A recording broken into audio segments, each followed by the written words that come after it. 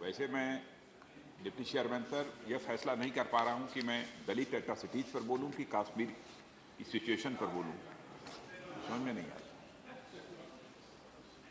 लेकिन मैं आभार व्यक्त करना चाहता हूं कि इस रिसेंट दलित एट्रोसिटीज पर जो चर्चा हो रही थी उस पर 6 घंटों की चर्चा के दौरान लगभग 34 सम्मानित सदस्यों ने भाग लिया है। सबके नामों की यहां पर चर्चा मैं नहीं करना चाहूंगा क्योंकि लंबा समय गुजर गया है और विशेष रूप से इस पर जो चर्चा प्रारंभ हुई उसके पीछे सबसे बड़ा कारण था जो कि अभी हाल में ही एक घटना गुजरात में घटित हुई है। उसके परिणाम स्वरूप चाहे लोकसभा हो अथवा राज्यसभा हो, यह फैसला हुआ कि देश में दलित एट्रोसिटीज बढ़ रही हैं, इसलिए उस पर संसद के दोनों सदनों में चर्चा होनी चाहिए। मैं गुजरात की घटना के बारे में कहना चाहूंगा, अध्यक्ष महोदय, जो भी गुजरात की घटना हुई है उसकी जितनी भी निंदा की जाए वह कम है, बहुत ही दुर्भाग्यपूर्ण है और इस प्रकार की घटनाओं की पुनरावृत्ति इस देश में नहीं होनी चाहिए। मैं ही ऐसा सोचता हूं, यह नहीं है, बल्कि मैं समझता हूं इस सदन के सभी सदस्य मेरी इस बात से सहमत होंगे और देश का कोई भी समझदार व्यक्ति कभी भी इस प्रकार की घटनाओं को जस्टिफाई नहीं करेगा। और मैं यह भी मानता हूं कि इस प्रकार की जो घटनाएं होती हैं देश की मानव समाज की मानवता के लिए यह कलंक है। लेकिन सवाल यह खड़ा होता है कि आप उठकर खड़े होकर मेरे ऊपर कह दें कि जब से 2 वर्षों से आपकी सरकार बनी है तब से दलित एट्रोसिटीज की इतनी घटनाएं बढ़ी हैं। मैं कह दूं कि आपके पिछले 10 वर्षों के अंदर जो है इतनी दलित एट्रोसिटीज की घटनाएं हुई हैं। मैं समझता हूं यह समस्या का समाधान नहीं है, यह हाउस ऑफ एल्डर्स है। क्या हम यहां की परंपराओं को नहीं बदल सकते? क्या हम यह नहीं तय कर सकते? इस प्रकार के राष्ट्रीय हितों से, नेशनल इंटरेस्ट से जुड़े हुए यदि कोई भी सवालात हों तो एक बार हम दलगत भावनाओं से भी ऊपर उठकर इसकी चर्चा करें। मैं अपने मित्रों के साथ यही चर्चा कर रहा था अभी कि मैं क्या बोलूं। क्या मैं ये कहूं कि कांग्रेस के शासनकाल में दलितों के ऊपर 39,000-48,000 अत्याचार हुए, माइनॉरिटीज के ऊपर इतने अत्याचार हुए, मैं यह बोलूं और वो हमको कहें कि इतने अत्याचार हुए?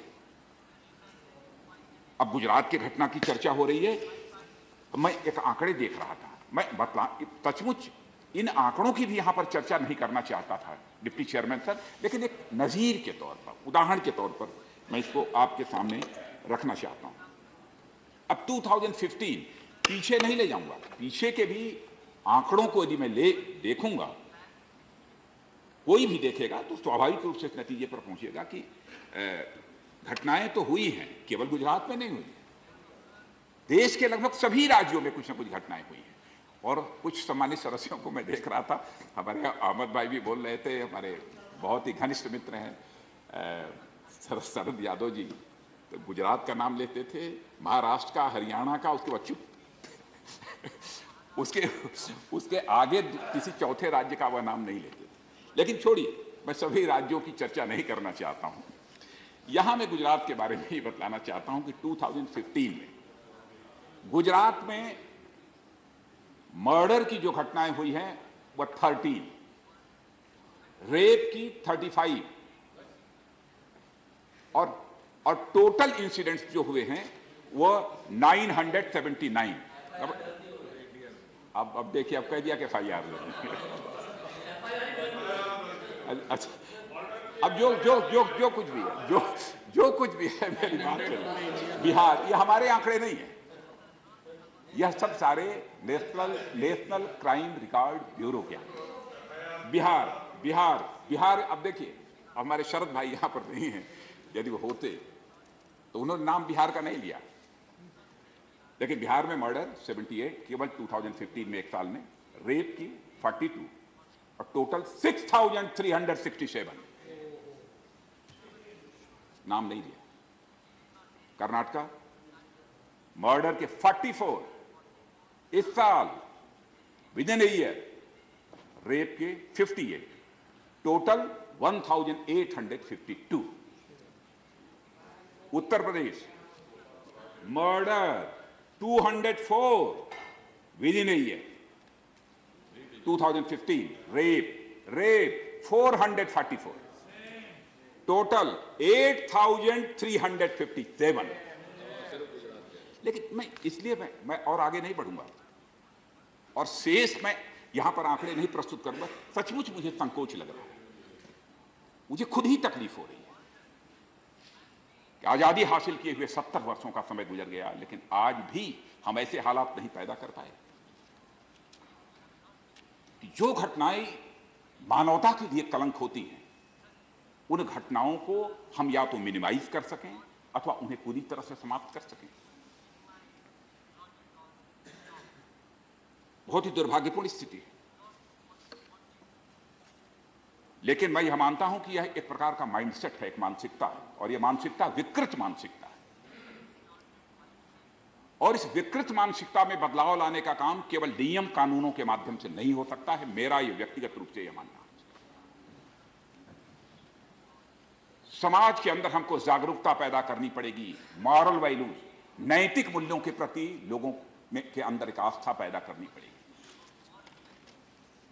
और यह काम केवल पॉलिटिकल पार्टीज के द्वारा नहीं हो सकता है अथवा रूलिंग पार्टी के द्वारा ही नहीं हो सकता है, बल्कि मैं यह मानता हूं कि इसमें देश के जो सोशल, कल्चरल और दूसरे बहुत सारे जो ऑर्गेनाइजेशंस हैं, उनको भी अपनी महत्वपूर्ण भूमिका निभानी है।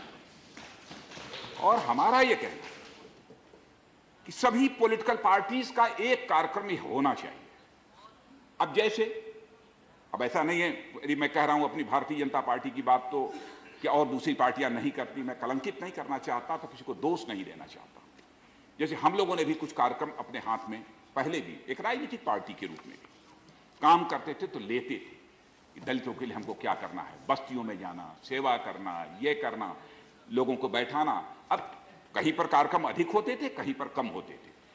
मैं समझता हूं सामाजिक और सांस्कृतिक, सोशल और कल्चरल ऑर्गेनाइजेशन इस देश के इस जिम्मेदारी को तो संभालेगी। साथ ही साथ पॉलिटिकल पार्टीज भी कुछ इस प्रकार के, जिसे आप कह सकते हैं सोशल, कुछ ऐसे प्रोग्राम्स अपने हाथ में लें, क्योंकि हमारी यह मान्यता है कि आजादी हासिल होने के बाद राजनीति और राजनीतिज्ञों के प्रति जन सामान्य में जो पहले आस्था, श्रद्धा हुआ करती थी, उसमें काफी गिरावट आई है। आवश्यकता है, यह एक जो क्रेडिबिलिटी का लॉस हुआ है, क्राइसिस ऑफ क्रेडिबिलिटी जो देश में पैदा हुई है, उसको भी हम सभी लोग मिलकर एक चुनौती के रूप में स्वीकार करें। और इस क्राइसिस ऑफ क्रेडिबिलिटी को हम चैलेंज के रूप में तभी स्वीकार करेंगे जब हमारी इमेज जनता के बीच केवल एक पॉलिटिकल वर्कर के रूप में नहीं होगी, बल्कि एक सोशियो पॉलिटिकल वर्कर के रूप में इमर्ज होकर आएगी, सामाजिक राजनीतिक कार्यकर्ता के रूप में इमर्ज होकर आएगी। यह मैं एक अपनी तरफ से सुझाव देना चाहता हूं। इसलिए मैंने यह कहा, माइंडसेट, देश की जनता के माइंडसेट में भी हम परिवर्तन करना चाहते हैं, तो कुछ इस प्रकार के हमको तरह तरह के कार्यक्रम हाथ में लेने होंगे, तभी हम उनकी मानसिकता में परिवर्तन कर सकते हैं। हमारे यहाँ पंडित दीनदयाल जी उपाध्याय, वह तो जो गरीब, जो अनुसूचित जाति, अनुसूचित जनजाति, दलित, ऐसे लोगों को वह कहते थे, इन्हें दलित मत कहो, यह दरिद्र नारायण है, इनके अंदर नारायण को देखो, इनके अंदर परमात्मा को देखो, इनको भगवान को देखो। और इस रूप में कार्यकर्ताओं को इंस्पायर करते थे, कार्यकर्ताओं को प्रेरित करते थे कि इस रूप में उन्हें अपनी भूमिका निभानी चाहिए।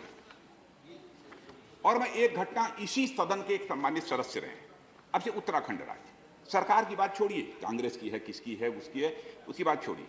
एक मंदिर में दलितों का प्रवेश नहीं हो रहा था, इसी सदन के सदस्य रहे हैं तरुण विजय जी।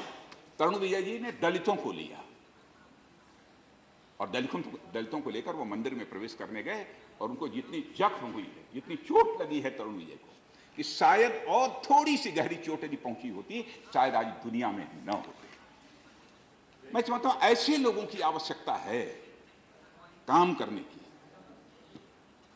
और हम लोग केवल फिजिकल वायलेंस की बात करते हैं, प्लीज। और मैं केवल फिजिकल वायलेंस को लेकर ही चिंता व्यक्त नहीं कर रहा, No, please. No, please let him. No, no, no. No, no, no, don't interrupt. No, please. No, no, no, no. Let him. No, this is not necessary. We had 6-hour discussion. Sit down, sit down. No, sit down, sit down. Ramraji, sit down. Sit down, sit down. 6 hours you spoke. Sit down. No, what is this? No, no. No, please. No, please. No, sit down. Not going on record. Not going on record. No, Minister, please. Please. So what is this at this point of time? Come down. Ramdaji, it is not going on record. No. See, we got 6-hour discussion. Now you want to say it. What do you want to say now? There is nothing more to be said. No, no, it is not going on record. Sit down. Sit down. No, no, sit down. Please, you ignore. You please continue. You ignore. You please continue. 6 hours you spoke. मैं deputy chairman ये बोलिए, आप बोलिए. मैं ये अनुरोध कर रहा था आप बोलिए कि हम लोगों को फिजिकल वायलेंस की ही केवल चिंता नहीं करनी चाहिए, बल्कि मैं मानता हूं कि वर्बल एब्यूजेस यह भी व्यक्ति को अपमानित करती हैं, यह भी व्यक्ति को आहत करती हैं। मौखिक रूप से हम किसी को अपशब्दों का प्रयोग कर दे, कुछ कर कल बहन मायावती जी के साथ जो कुछ भी हुआ, अब उसके संबंध में हमारे इस सदन के नेता श्री अरुण जी जेटली खेद व्यक्त कर चुके हैं और जो भी कहना चाहिए उन्होंने कहा है। लेकिन कल जो ही मुझे भी इस बात की जानकारी मिली, सचमुच मैं भी शर्मिंदगी महसूस कर रहा हूं। सभ्य समाज का कोई भी व्यक्ति, किसी भी जात, किसी भी पंथ अथवा मजहब को मानने वाली कोई माता हो, बहन हो, बेटी हो, वो पूरे हर हिंदुस्तानी की मां बहन बेटी होती है। केवल हिंदुस्तानी की ही मां बहन बेटी नहीं होती, बल्कि हम तो सचमुच विश्व के लोग हैं कि दुनिया के दूसरे देशों में रहने वाले लोगों को भी हम उसी नजरिए से देखते हैं। यह मान्यता भारत की रही है। लेकिन मैं समझता हूं कि इस प्रकार की हरकत करने वाले जो लोग हैं, उन्हें भी समाज को कंडेम करना चाहिए। अब मैं कुछ कार्यक्रम जो हमारी सरकार ने इधर लिया, लोगों के आर्थिक हालात में सुधार लाने के लिए, लोगों के अंदर एक भविष्य के प्रति, भविष्य को लेकर जो अनिश्चितता रहती है, फ्यूचर को लेकर जो अनसर्टेनिटी रहती है, उससे एक निजात दिलाने के लिए। देखिए, स्वतंत्र भारत के इतिहास में सच्चाई को कोई नहीं स्वीकार करेगा कि किसी प्रधानमंत्री ने एक बार पहल की है। कितनी सफलता मिली, नहीं मिली, इसका तो भविष्य में मूल्यांकन होगा। मैं यह दावा नहीं करना चाहता कि हमको 100% इसमें कामयाबी मिल गई है। इसका मूल्यांकन तो भविष्य करेगा। ये पहली बार देश के गरीबों को भी यह अधिकार दिलाने में सचमुच हम लोगों को किसी न किसी हद तक यह कामयाबी हासिल हुई है कि अब देश का सबसे गरीब व्यक्ति जो बैंक का चमचमाता हुआ दरवाजा देखकर उसकी तरफ जाने की हिम्मत नहीं करता था, अब वह भी साहस जुटाकर बैंक के अंदर जा सकता है। उसको प्रधानमंत्री जनधन योजना के अंतर्गत जोड़ा है। देश की अर्थव्यवस्था की मुख्य धारा के साथ जोड़ने का काम यह हमारी सरकार ने किया। स्टैंड अप का कार्यक्रम है, स्टैंड अप का कार्यक्रम है केवल एससी और एसटी नौजवानों के लिए। यह स्टैंड अप का कार्यक्रम, कम से कम ब्याज दर पर उन्हें कर्ज मुहैया कराया जाना ताकि वह कोई उद्योग लगा सके, कोई इंडस्ट्री लगा सके। बैठ जाए, बैठ जाए, बैठ जाए, यील्ड करने को तैयार हूं कि आप कहे ये सक्षम है, इनको बैसाखी की जरूरत नहीं है, गृह मंत्री हैं देश के। मुझे आपसे सिर्फ एक बात कहनी है, ये बेसिक सेविंग्स अकाउंट का जो स्कीम था, बेसिक बैंक सेविंग अकाउंट्स का प्रणब मुखर्जी जी ने 2011 में आरंभ किया था। ये सही बात है कि उस वक्त जो 17 करोड़ खाते खुले थे, ये भी सही है कि आपके आने के बाद वही उसका नाम बदला गया और जनधन योजना हो गया और खाते ज्यादा खुले। चिंता का विषय ये है दो, एक तो 80%, अभी कल के अखबार में आया कि जीरो अकाउंट, जीरो बैलेंस के खाते पड़े हैं। उसमें जो पैसा कहा था 2000-5000 वो भी गया नहीं। दूसरी बात, उनका दुरुपयोग हो रहा है मनी लॉन्ड्रिंग के लिए। अभी मुंबई में केस पकड़े गए क्योंकि वो गरीबों के खाते खुले हैं। अब ये परसों पकड़े गए हैं, जो एजेंसीज हैं उन्होंने पकड़ा है, बड़े पैमाने पर दुरुपयोग हो गया, ये एक बात है। और दूसरी बात तो मैं कहूँगा नहीं, आप कहोगे आपके जब राष्ट्रीय अध्यक्ष ने कह दिया जुमला था, वो 15 लाख की इंतजार है।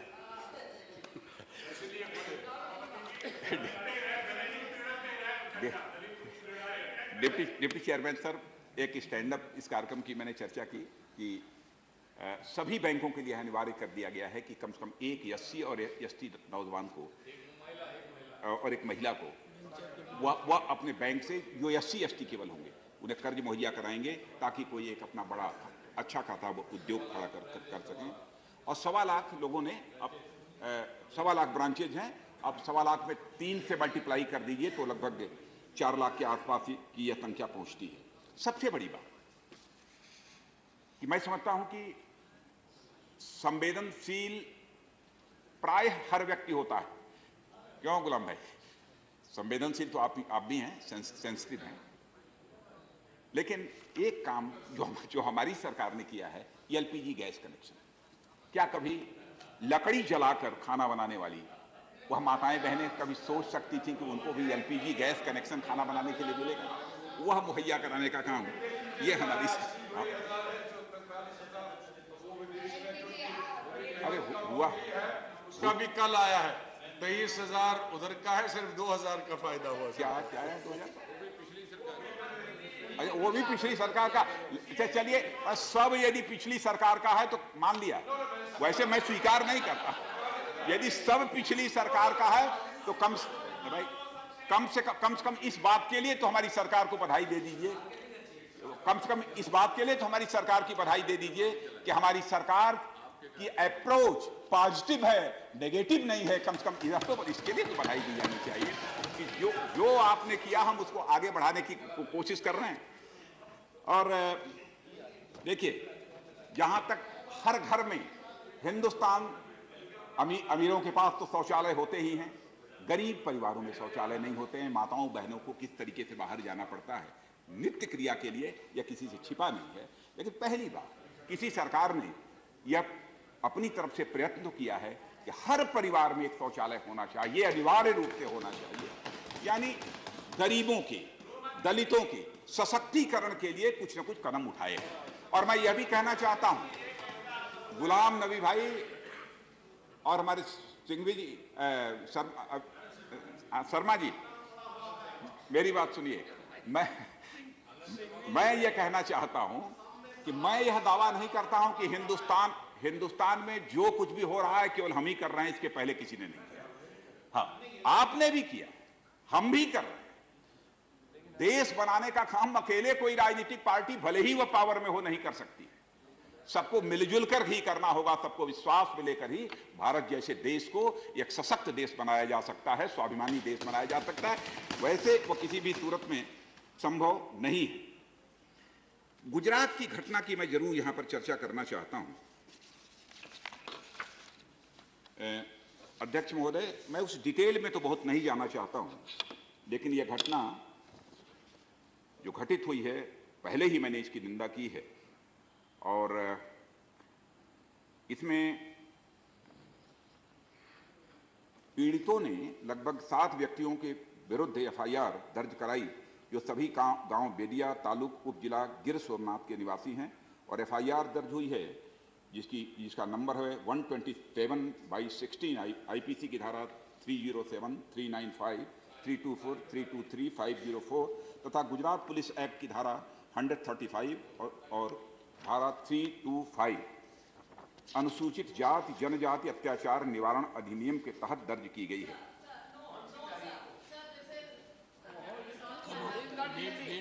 और प्राथमिक और प्रिलिमिनरी इंक्वायरी के बाद धारा 342, 365 आईपीसी तथा धारा 31E RSU अनुसूचित जाति जनजाति अत्याचार निवारण अधिनियम के तहत जोड़ा गया। He is not yielding. There, sit down. He is not yielding. He is not yielding. और डिप्टी चेयरमैन सर, मैं ये कहना चाहता He is हूं, not yielding. Sit down. 16 व्यक्तियों को गिरफ्तार किया जा चुका है। 16 व्यक्तियों को दिया जा चुका है। No, Shalja ji is not yielding. Sit down. You cannot interrupt like this. मैं महिला है, सम्मान करना चाहिए। No, that will not going on record since he is not yielding. मैं He is not yielding. Deputy chairman साहब बोलिए। मेरी तरफ मुखातिब आप हैं, बोलिए। मैं जवाब दे रहा हूं। आप बोलिए। 16 व्यक्तियों को इस मामले में अब तक गिरफ्तार किया गया है।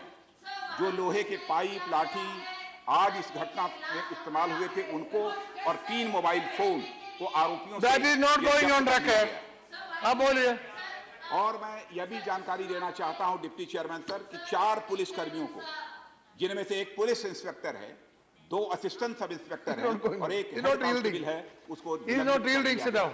उसको निलंबित कर दिया। बोलिए, बोलिए। मामले की जांच हो रही है और बहन मायावती जी ने जो कहा कि ऐसे अधिकारियों को, ऐसे कर्मचारियों को तो टर्मिनेट कर देना चाहिए, लेकिन मैं कहना चाहता हूं बहन मायावती जी से कि एक बार इसकी चूंकि जांच हो रही है, एक पहली कार्रवाई किसी भी सरकारी अधिकारी के खिलाफ यदि होती है तो वह सस्पेंशन की होती है, निलंबित। ठीक है उसको इतना लंबा ना लटका दिया जाए कि कई साल लग जाए। नहीं, ठीक। महीना 1.5 महीने में जांच पूरी हो जाए तो एक्शन ले लें। मैं उसकी भी जानकारी दे देता हूं। अपराध की गंभीरता को देखते हुए जांच को सीआईडी क्राइम ब्रांच को दे दिया गया है। अब जैसे मायावती जी ने जिस समय कहा कि भाई सीआईडी, मैं भी मुख्यमंत्री रहा हूं, वो भी मुख्यमंत्री रही हैं, हमसे लंबे समय तक वो मुख्यमंत्री रही हैं, सीआईडी की क्या भूमिका होती है। लेकिन मैं कहना चाहता हूं कि सीआईडी को जो हम लोगों ने जांच दी है, तो वहां गुजरात की सरकार ने जो जांच दी है उसमें निर्धारित कर दिया है कि कितने समय के अंदर आपको चार्जशीट सबमिट करनी ही करनी है, क्योंकि सरकार ये चाहती है कि जल्दी से जल्दी इस मामले में कोई एक न्याय संगत फैसला हो जाए। हम इस मामले को टालना नहीं चाहते और क्या किया है, एक स्पेशल कोर्ट इसी काम के लिए कि जरूरत पड़ने पर डे टू डे की हेयरिंग होगी उस स्पेशल कोर्ट में। इस काम के लिए यह भी बनाया है। बनाने के लिए उच्च न्यायालय, हाई कोर्ट को लिखा है, क्योंकि इसमें हाई कोर्ट की कंसर्न की भी आवश्यकता होती है। और एक स्पेशल जो प्रोसिक्यूटर होते हैं उनको भी सरकार के द्वारा नियुक्त किया जा रहा है। और यह कहा गया है सीआईडी क्राइम ब्रांच को कि 60 दिनों के अंदर वह न्यायालय में अपनी चार्जशीट दाखिल कर दे। आपने सीबीआई जांच की मांग की थी। स्वाभाविक है कि लोगों को सीबीआई इस देश की सबसे बड़ी इन्वेस्टिगेटिंग एजेंसी है, लोगों का भरोसा है, विश्वास है। लेकिन आप भी जानती हैं और हम भी जानते हैं, सीबीआई के मामले, आप छोटी सी मामले हो आप दे दिए 2 साल, 3 साल, 4 साल, 5 साल। हम लोगों की एक तहे दिल ख्वाहिश ये थी, इच्छा ये थी कि यही घटना हुई है, बहुत ही गंभीर घटना है, दुर्भाग्यपूर्ण है, निंदनीय है। इसमें न्याय यदि मिलना चाहिए तो 6 महीने के अंदर न्याय मिलना चाहिए। इसीलिए हम लोगों ने यह कहा कि इसको जल्दी से जल्दी स्पेशल कोर्ट बनाई जाए और इस पूरे के पूरे मामले की जांच कराकर 60 दिनों के अंदर वो जी। मैं इसके संबंध में वहां के मुख्यमंत्री से बात करूं। हाँ, एक शुल्क का भी न्यायिक आदमी रखा जाए तो ज्यादा ठीक है। नहीं, मैं मुख्यमंत्री जी से बात करूंगा। मैं निश्चित रूप से बात करूंगा। वैसे जहां तक होम मिनिस्ट्री का प्रश्न है, डिप्टी चेयरमैन सर, मैं बताना चाहता हूं, वैसे हमारे सामाजिक न्याय एवं अधिकारिता मंत्री हमारे मित्र श्री थावरचंद जी गहलोत ने बहुत ही विस्तार में सारी बातें आप रखी हैं उन्होंने, इसलिए बहुत डिटेल में नहीं जाना चाहता। लेकिन जिस SC/ST prevention of atrocities amendment act की चर्चा इन्होंने की थी, एक्चुअली बना था 1990 में ही यह एक्ट बना था, लेकिन थोड़ा सा और इसे इफेक्टिव बनाने के लिए फिर यह एक्ट 2015 में पारित हुआ है। इसमें सबसे महत्वपूर्ण बात जो है कि 2 महीने के अंदर ही इसमें इन्वेस्टिगेशन का काम पूरा हो जाना चाहिए और चार्जशीट सबमिट हो जानी चाहिए। यह एक शर्त है इस एक्ट के अंदर। दूसरा ये है कि यदि कोई पब्लिक सर्वेंट जानबूझकर किसी चीज की उपेक्षा करता है, मामले को जितनी गंभीरतापूर्वक लेना चाहिए उतनी गंभीरतापूर्वक नहीं लेता है, तो क्या करना चाहिए, अथवा किसे यह माना जाए कि उसका यह विलफुल नेग्लिजेंस है। विलफुल नेग्लिजेंस यह डिफाइन नहीं था। विलफुल नेग्लिजेंस को हम लोगों ने इसमें डिफाइन किया है। मैंने एक चीज और मैं जो अनुभव करता हूं कन्विक्शन रेट के बारे में जब चर्चा हो रही थी, जब आप लोगों ने कहा कि कन्विक्शन रेट जितना होना चाहिए उतना कन्विक्शन रेट नहीं है। कन्विक्शन रेट पहले 23% था, उसके बाद अब इधर जो आंकड़े मिले हैं वो 28 अथवा 29% है, 28.8% है। लेकिन मैं मानता हूं कि कम है, हम एक बार बैठकर इस संबंध में विचार करेंगे कि ये देखें कि साथ ही चूंकि इस बात की भी जांच करनी पड़ती है कि एफआईआर सही है या गलत है, क्योंकि कभी कभी कुछ मामलों में हमने देखा है कि लोग एफआईआर गलत कराते हैं। जैसे मान लीजिए फॉरवर्ड क्लास के 2 ही लोग हैं, आपस में यदि उनकी दुश्मनी है तो किसी शेड्यूल कास्ट के व्यक्ति को जो है अपना जो है हाथ का वो बनाकर उसके माध्यम से वो एफआईआर।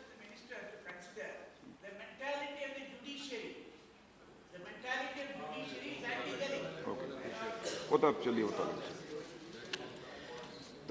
तो अंत में डिप्टी चेयरमैन सर ज्यादा कुछ न कहते हुए और जो सम्मानित सदस्यों ने सुझाव दिया है उसको मैं स्वयं देखूंगा, उस पर कैसे कितना कर सकता हूं वह करने की मैं कोशिश करूंगा।